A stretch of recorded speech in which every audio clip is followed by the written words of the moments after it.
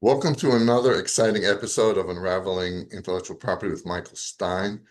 Today I have Lauryn Bishoff, legal intern 2025 Stein IP. And today we're going to do a little twist and I'm going to interview you.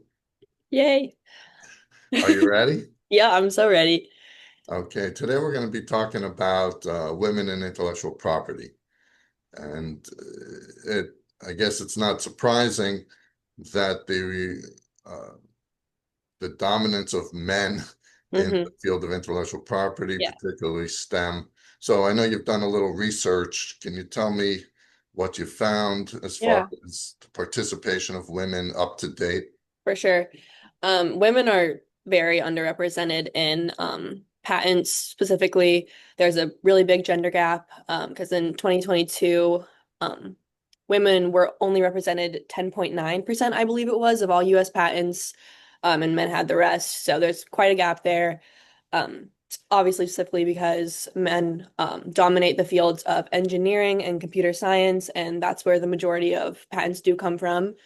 For reasons because of, historical, cultural differences, women for a long time belonged in the home. So now we're moving past that, but there still is some barriers and opportunities for sure for there to be more equal representation in the field.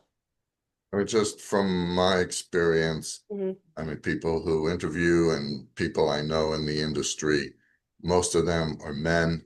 Yeah. Uh, I guess it's a stereotype uh, Hmm. that, or maybe not, that women shouldn't go into the STEM fields, Yeah. and a lot of women say, "Oh yeah, math," and they get shy away from that. Yeah, yeah, but we're moving past it. We're getting there for All sure. right, so are we moving in the right direction? I think so. I think so.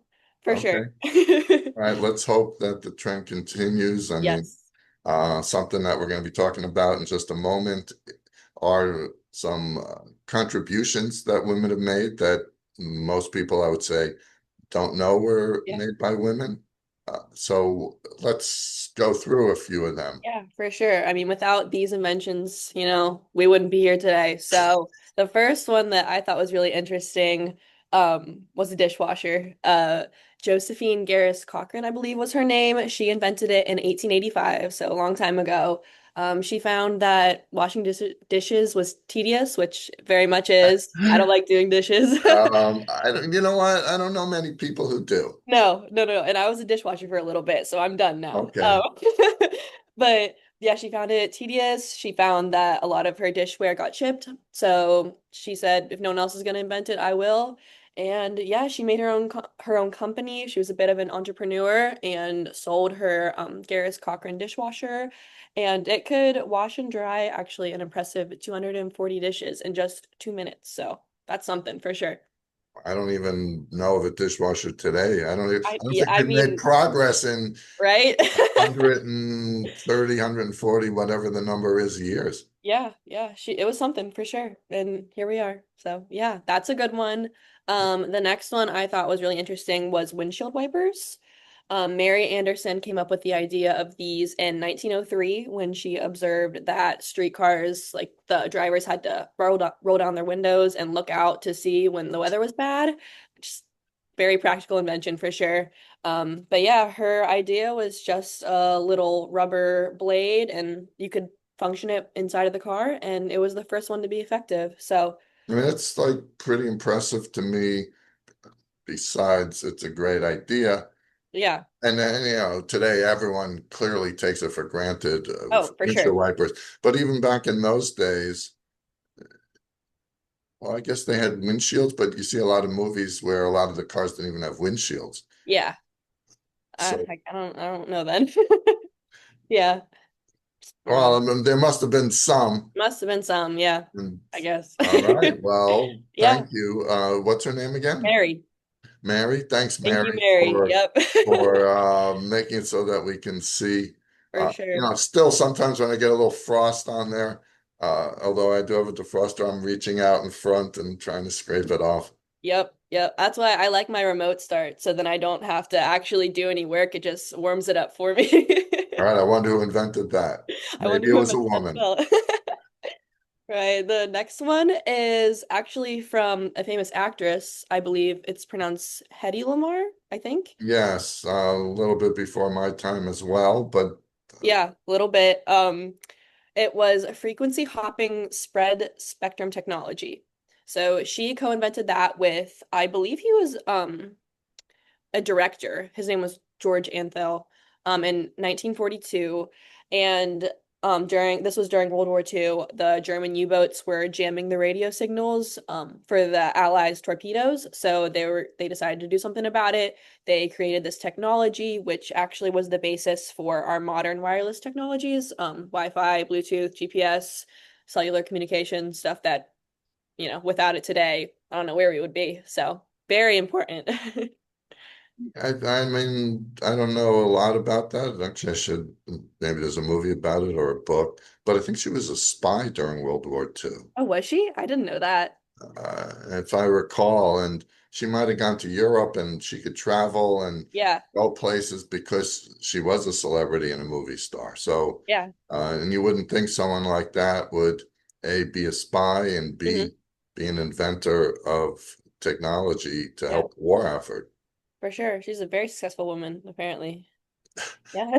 The well, I mean, I mean, I'll put this in the war military category, but Mhm. so many developments from the military have expanded into, I'll say, commercial inventions Right. that people use. Yeah. Yeah. Perfect. The next one is gonna be caller ID and call waiting. So this came about in 1978 when Dr. Shirley Ann Jackson, she was working for AT&T Bell Laboratories. That would make sense. Yeah, she was a theoretical physicist and a very successful one at that. She participated in really breakthrough scientific research that enabled um, technology such as the fax machine, touch tone telephones, and then the technology behind caller ID and call waiting. So without Dr. Shirley Jackson, we wouldn't know who's calling. Very important. So you'd actually have to pick up and see who it was, Yeah, I wouldn't want to do that. or you'd let it ring. Yeah. In today's world, everything, nobody picks up anymore. Everything goes to No. voicemail. Yeah, I like to see who's calling so I can decide if I want to avoid them or not. So I appreciate her. That makes, and then you say like some of her technology was used in the touch tone phone. Yeah, the touch tone telephone, which Okay. I don't even really know what that is. I believe it's to be Oh, able it's just to, a regular phone. right, I believe Oh, it's to oh, push the buttons. I mean, I'm old oh. enough to remember having to go like this, Yeah, yeah. and then your finger slips, and then you have to pick it up and hang up, and then or the vice versa, and then you have to start all over, and you hope you didn't have numbers that were the bigger numbers because you had more to go around. Yeah. No, I don't have any experience with those, unfortunately. Well, I think fortunately, Fortunately, yeah, you're right. right. I like my phone. Uh, Okay. yeah, I think we have time for one more. What Yeah, do you got? perfect. Last one is beer, which is a little surprising because, that's a stereotypically manly drink, but it was actually women who were the first brewers of, mead, sake, beer, anything. It was a feminine craft, likely because it was Mesopotamia, I believe, where it originated, or Egypt, and they believed in gods and goddesses. And they actually believed that beer was a goddess's gift, and the buzz that you would feel from a beer or alcoholic drink was the divine goddess like coming upon you. So men weren't really allowed to do that for a while, so women brought the beer. So Mesopotamia, we're talking beer's a couple thousand years old. Yes, very, very old. I think All right. I think I was 7,000, I believe.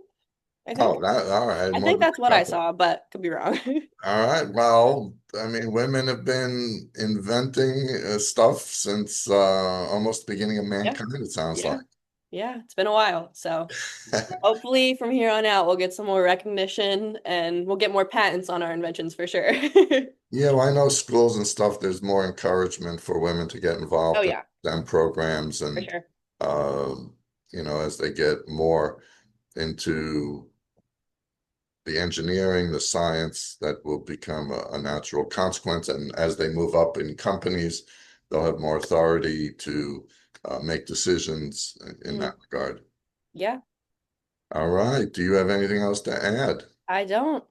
That's all I Uh, got today. All right. Well, and I know there's many, there was a movie about Joy something or other who developed a mop, I think, where uh, you can sell, like just do something and then it gets rid of the water and the dirt and Mm.